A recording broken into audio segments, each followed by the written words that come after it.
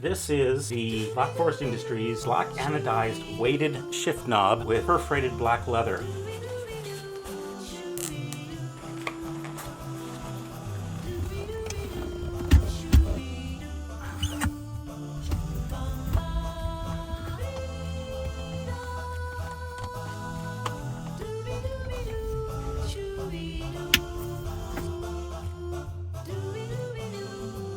Impressions of the Black Forest Industries weighted shift knob.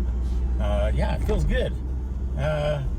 It sits a little lower than I'm used to, but there is a little bit of movement for adjustment, so I'll probably raise it about a ½ an inch just to get it back to where I'm used to having my hand positioned. You can definitely feel the weight difference.